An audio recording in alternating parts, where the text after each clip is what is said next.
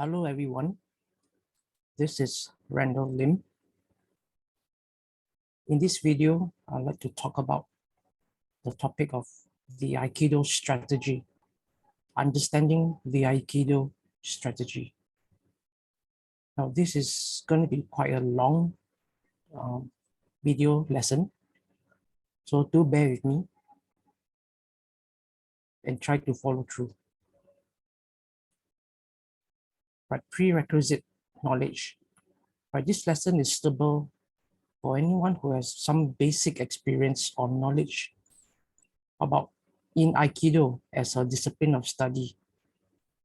For those of us who have some experience and knowledge, do approach this video lesson with some caution, right? With beginner's mind.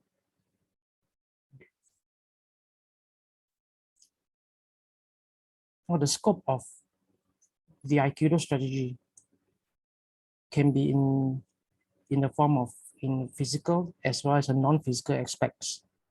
It covers both the physical and the non-physical aspects.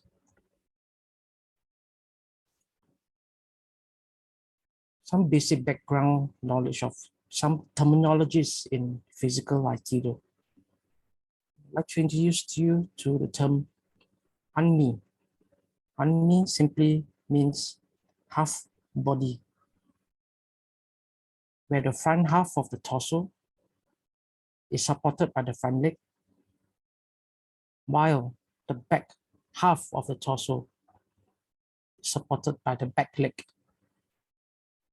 And if you see this, you will notice this red line, vertical red line, is generally it splits the body into the front half and the back half.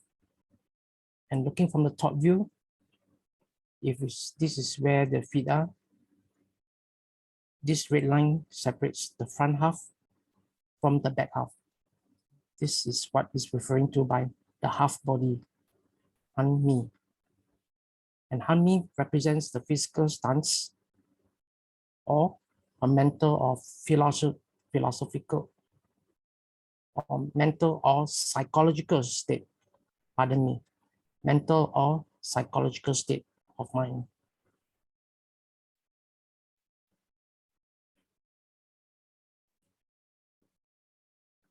Two types of HANMI. First is called HANMI. HANMI simply means the harmonious half body. It simply refers to the relative harmonious positions between you and your partner. So HANMI refers to relative positions between you and your partner, and it must be a harmonious relative positions. If you look at this diagram on the right, the top view, the bottom part belongs to you, the feet, positions of the feet belongs to you, while the top half belongs to your partner facing you. HANMI represents these relative physical stances. Or if you are looking at the mental or psychological aspect, it is the mental or psychological states of relative to each other. The keyword is relative to each other. Another type of HANMI is called the Yaku HANMI. Yaku HANMI simply means opposite half body. And as you can see on the diagram on the right, this is how the relative feet position between you and your partner. Yaku HANMI refers to the relative positions, the opposite positions, the relative opposite positions between you and your partner. Yaku HANMI represents these relative physical stances between both parties, or mental or psychological states relative to each other. That is Yaku HANMI. Chushinsen. Chushinsen simply refers to the center line. Now, if you look at the diagram on the right, you imagine this Can you see this vertical red line and a flat vertical plane that is just right in front of the torso? This is the center line, or the Chu-Chin-sen. The Chu-Chin-sen or the center line refers to the imaginary vertical lines or vertical flat plane that passes through a person's torso. Physically, Chu-Chin-sen represents maintaining your arms centrally in front of your torso, aligned to your own core. Your core here refers to your center, your body center, or your hip bone, or just above your hip bone. So your center line physically simply means maintaining your arms centrally in front of your torso all the time. And psychologically, we represent maintaining alignment to your own core values. Amidst all the movements and all the turmoil, psychologically, you will have to still keep yourself aligned to your own core values. So this is maintaining your center line, your Chu-Chin-sen.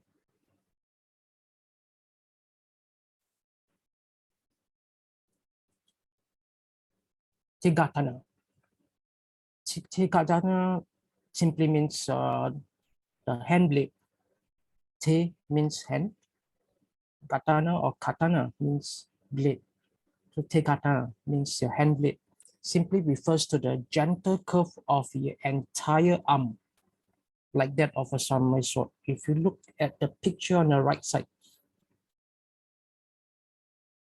this guy extends both his arms forward, not straight, not bent too much, but forming a gentle curve like that of a katana blade, a katana sword.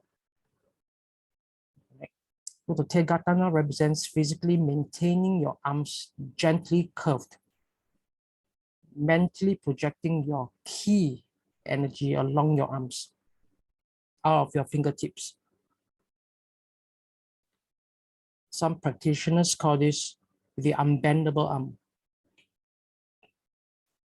Now, some tips on how to achieve that. Now, imagine your arm is like an inflatable sausage balloon, inflated sausage balloon. Or imagine your arms like a water hose with high pressure water flowing through this hose. It is not stiff, nor is it wobbly, with ki energy projected out of your fingertips. Some people actually feel a slight tingling sensation on their fingertips, especially the index finger. Now, that's a physical aspect of tegatana. As for the mental aspect, is to maintain your willpower out, projecting your willpower out, mentally projecting your willpower out into the current situation. Right, this is tegatana. Some people call this the unbendable arm. Taisabaki. Taisabaki simply means body displacement. It just refers to the change of your body's position or your body's placement.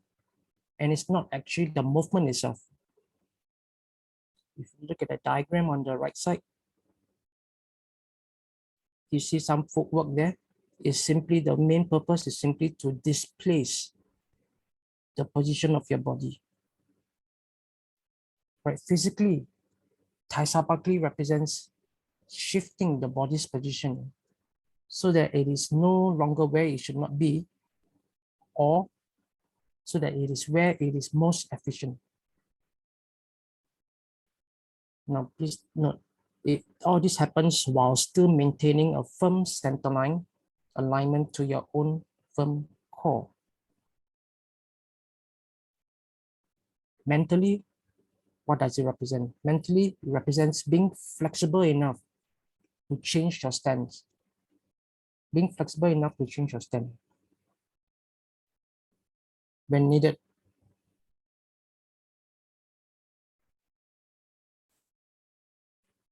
Ashisabaki. Ashisabaki. Right. Taisabaki, which is body displacement, is usually achieved by executing some sort of ashisabaki. Ashisabaki simply means footwork or foot displacement. There are two common types or two types of ashisabaki that is frequently used. Irimi and tenkang.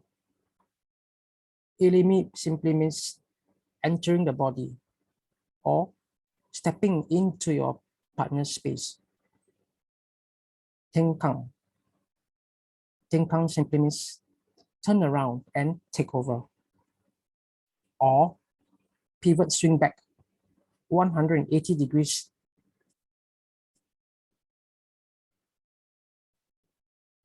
on the front foot. All right, pivot swinging back 180 degrees on the front foot. That is the physical tenkang. Right? So you have irimi, you have tenkang as two common types of ashisabaki, footwork or foot displacement. And the purpose for ashisabaki, or the purpose for footwork or foot displacement, is simply to displace your body. That's taisabaki.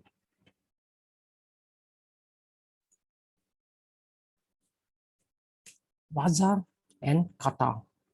Now, what is the difference?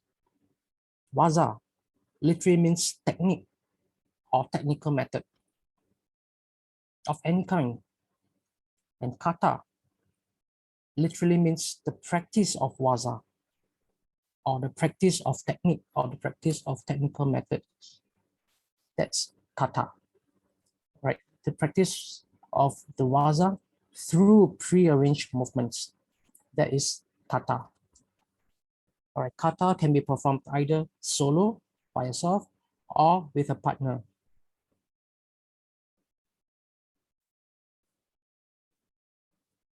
Omote and ura.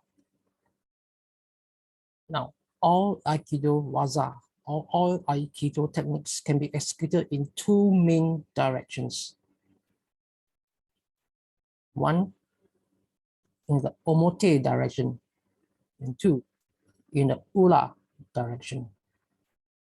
Omote simply means direct, upfront, in the face, and obvious, while ura is the opposite. Ura means indirect, hidden, subtle, unnoticeable. If you look at the diagram below on the screen, the picture on the screen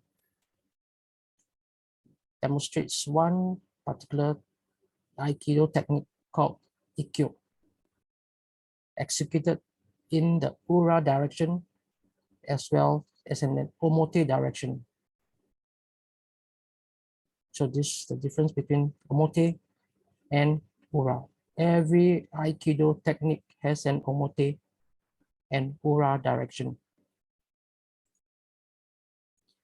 Categories of waza. Now, waza can be categorized into three main groups. First, UKEMI WAZA.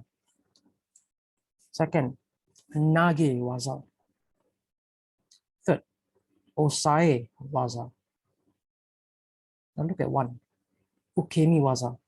UKEMI WAZA is simply the techniques of receiving or absorbing the body, receiving a force by the body. Nage WAZA. Nage WAZA simply means throwing techniques, techniques that brings your partner to the ground. Hard. And third, Osai Waza. Osai Waza simply refers to holding or pinning or controlling techniques.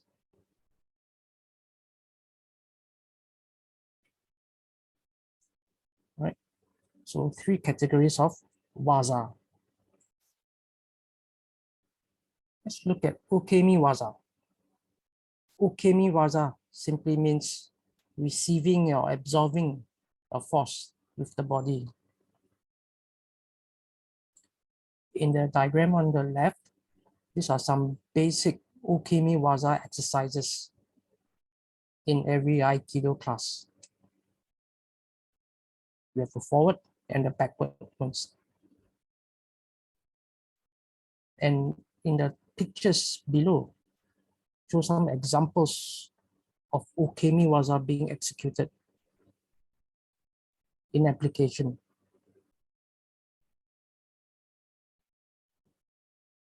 So basically, UKEMI is not much, is actually much more than just hitting the mat, hitting the floor. It's much more than hitting the floor. It includes how you adjust your body position, how you move, and how you receive or absorb the impact of any force coming at you. So that is UKEMI. It is much more than simply hitting the floor. NAGE WAZA. NAGE WAZA simply means throwing techniques. Now, as mentioned before, every Aikido technique, including throwing techniques, NAGE WAZA, has an omote and ura direction. Now, below, 3 diagrams, 3 pictures, or 4 rather, 4 pictures showing 4 common types of NAGE WAZA or throwing techniques. First on the left, Ilimi Nage. Ilimi Nage simply means entering body through. Second one, Shiho Nage. Shiho Nage simply means 4 directional throw. Third one, Kokyu Nage. Kokyu Nage. Kokyu means exhale, come, inhale, throw. So exhale, come, inhale means breathing or breath. So Kokyu Nage means breath throw. And the 4th common type of throw is called Kaiten Nage. Kaiten Nage.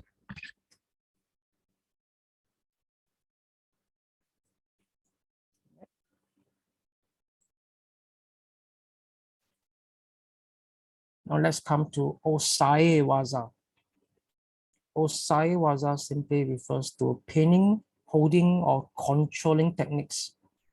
Likewise, each Osai Waza or each controlling technique has an omote and ura direction. Another 4 examples of 4 most common type of Osai Waza. You have your Ikkyo Osai, or your first action control. And you have your Nikkyo Osai, second action control. Your Sankyo action, your Sankyo Osai, third action control. And finally, Yonkyo Osai, fourth action control. So Kyo simply means an action. Osai simply means a whole control technique.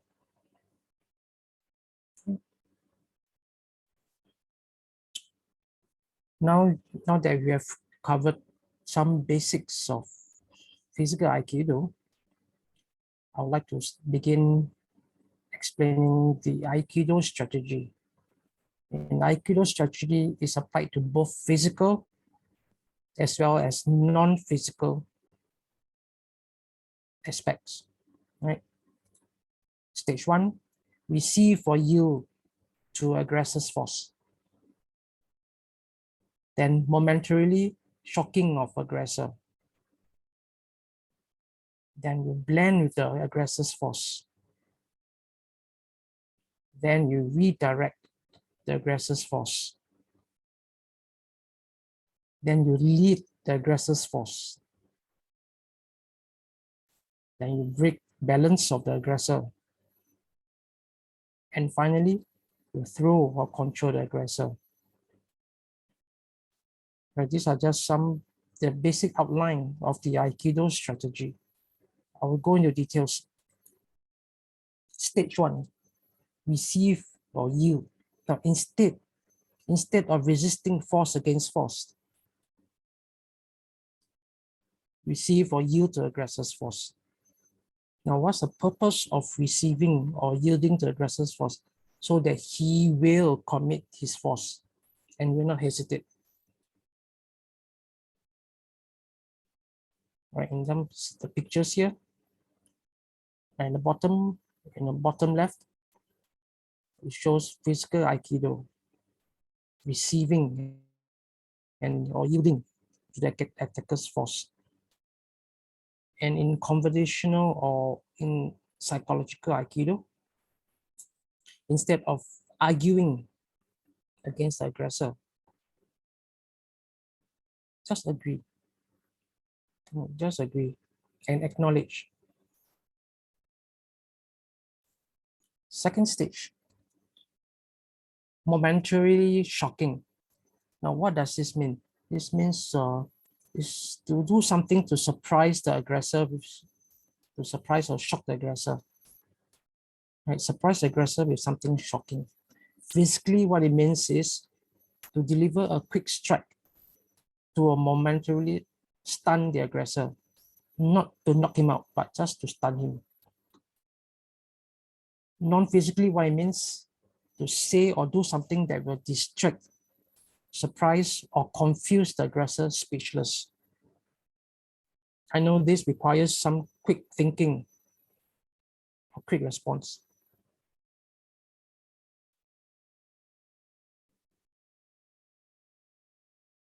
Stage 3, blending the force.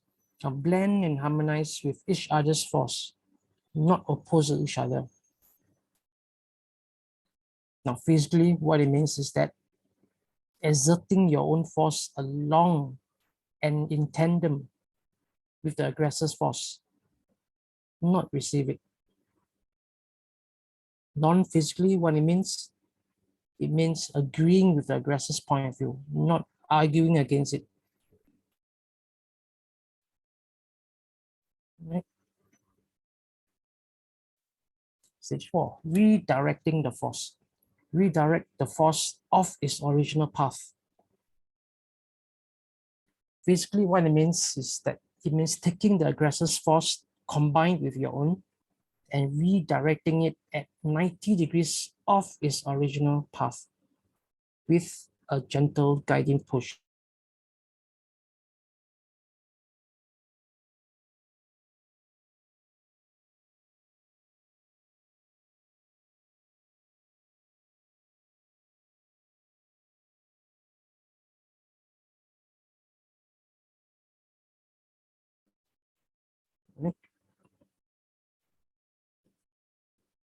Stage 5. Step 5. For the stage 5, lead force. Now, after you have redirected the force into the direction you want to go off its original path, you lead this combined force continuously in the direction that you wish to go, continuously and subtly. Right? Physically, what it means is that taking the combined force and continuously steering it towards your desired direction with a gentle guiding perpendicular pushes, subtle, very subtly. Non-physically, what it means is subtly changing in the aggressor's perspective, possibly through asking prompting questions.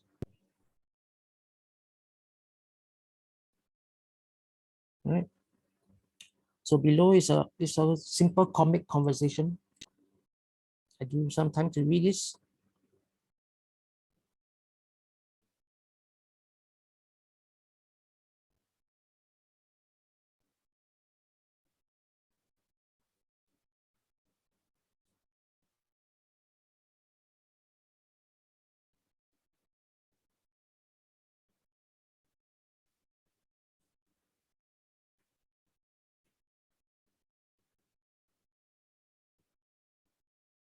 All right, next. After leading the force, breaking balance, breaking the aggressor's balance. With the aggressor fully committed in the forces exerted, he would unknowingly surpass beyond his point of balance. And physically, what it means is that causing your partner to lose his 2-point balance and stability and letting gravity take over. 2-point balance means 2 points of his body that is touching the floor. That would be both his feet. So physically what it means is causing your partner to lose his balance or stability and then letting gravity take over. Non-physically what it means is that causing the aggressor to begin doubting his own original exertion or intent. Right? Causing the aggressor to begin doubting his own original intent.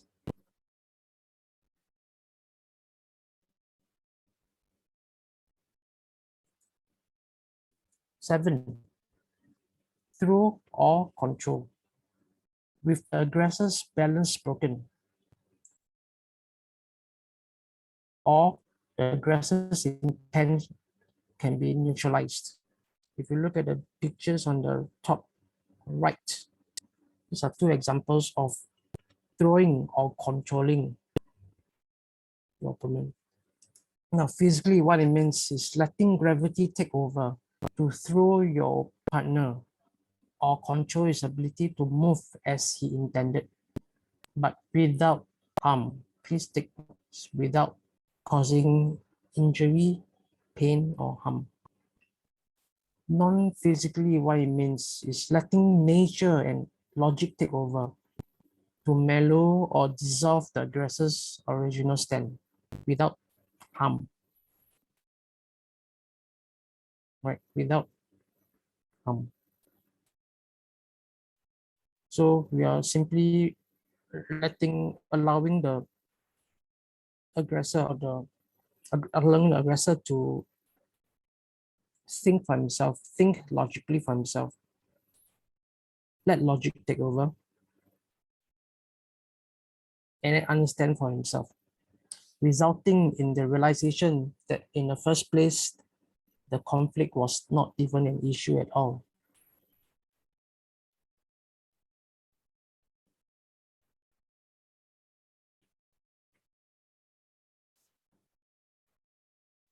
Now, in summary, the Aikido strategy, it applies to both physical and non-physical. Right? Receive or yield, shock, blend, redirect, lead, break balance, and finally, natural resolution.